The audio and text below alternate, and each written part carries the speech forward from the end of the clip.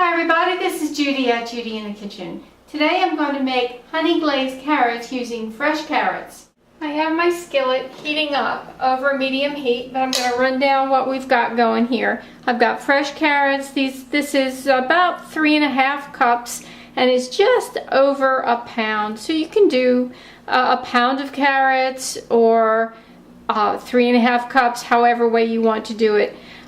Peeling them is optional. I cut them into slices, and where the carrots were thicker, I did cut the slice in half, if you can see that there. So I have a lot of fresh carrots here.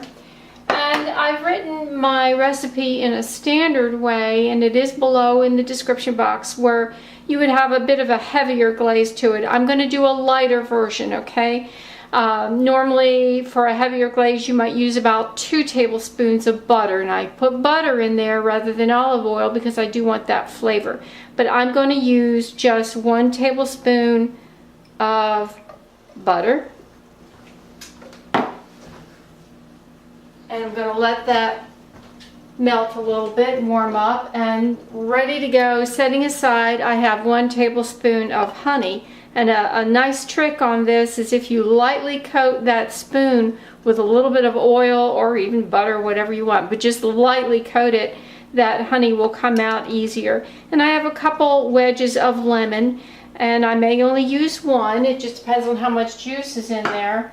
And I have a measuring cup with some water in there, so I know exactly how much water I've used, so I can share that with you. It may vary from time to time, and it's going to depend upon how cooked, how soft you want these carrots to be. Alright, my butter has melted. I'm going to go ahead and put my 3.5 cups of carrots in there, still on medium heat. And I really don't need to saute the carrots. All I'm doing here is just trying to get them a little bit coated with this butter. Whoop! Got a runaway. Just a little bit coated with the butter. Okay, now I'm just going to go ahead and add some water. Roughly, since these are raw carrots, they're going to be thirsty. So I'm going to add roughly a 1/2 cup of water to start with. And then we're going to add water as needed, just in small increments. Okay, now obviously that brought the temperature down, and so I'm going to turn the heat up on the stove, cover it up, and allow that water to come to a boil, and I will keep you posted along the way. Alright, it took no time at all for this water to come to a boil because there's not that much in there. So I'm going to reduce the heat back down to about medium, and I'm going to cover this up. And I'm going to just monitor it. We don't want it to run dry for sure. But now I'm going to go ahead and add the honey to this now that it's good and hot.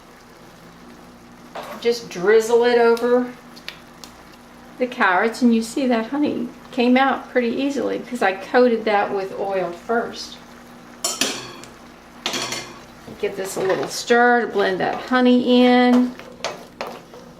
That will allow the carrots to soak up some of that delicious honey along the way, and the butter as well, the flavor from that.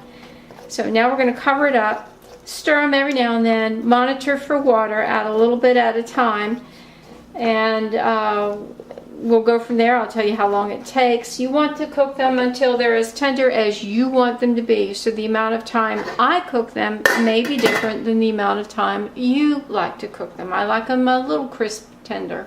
They're going strong. They're doing really well. They've been in here for 5 minutes and they're still very firm, so we're not going to do anything with them except let them keep on cooking. They have been cooking for 9 minutes, and they are beginning to be fork tender. They're not quite there, but you see we do have some water left in the pan, and I do want that to dissipate. So I'm going to lower the heat just a tiny bit down to about 4. And I'm leaving the lid off now because I want that water to reduce. I have not added any more water to this at all. That 1/2 cup was actually plenty to bring these to the degree of tenderness that I like. They do have a little bit of bite still in them, but I am able to penetrate the fork without any difficulty. So you see, cooking with the fresh vegetables is not that difficult. It really is not taking any great length of time to do this either. And again, peeling the carrots is optional. I did not bother peeling them, cut off both ends of course. And so that cuts down on your time involved as well. And can you tell by looking at them that they were not peeled? I can't. There's nothing wrong with that. And there's a lot of nourishment around the peel and just under it. So why throw that in the garbage if you don't have to? It is reducing pretty quickly. We still have a tiny bit left, but that is what is helping to glaze these carrots in a wonderful way. So looking at the clock, it's been 11 minutes. And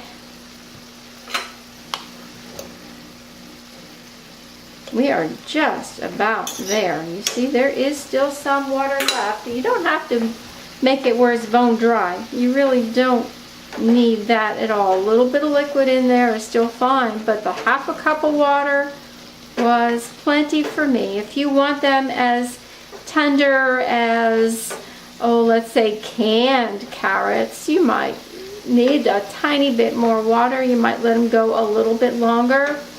But I am going to turn these off, and let's see, it's been a total of 12 minutes now, and I'm going to declare them done, and I'm going to put them in a bowl and garnish them a little bit and show you what they look like. Now we don't want to forget to drizzle a little bit of lemon juice over this. This could have been done while they were in the frying pan. And I have 2 lemon wedges here, but it depends upon how much juice is in them. This one is giving me pretty fair amount of juice. So I'm only going to use this 1 lemon wedge. And again, this could have been done in the frying pan where you give them another toss and kind of disperse that lemon juice around, which is a good idea to do. So I'm going to kind of do just a little bit of that right now with this fork. Nobody needs to take a big bite of lemon, straight lemon. That'll make you pucker. Might be good, huh? Okay, and then if you want to, you can throw a little bit of parsley on there just for color. Don't have to, but you can. This is dried parsley flakes. You can use dry or fresh. Whatever you've got on hand is perfectly fine. There we go. They are pretty and they are delicious. Do give this a try sometime and let me know how it works for you. This is Judi at Judi in the Kitchen. Take care.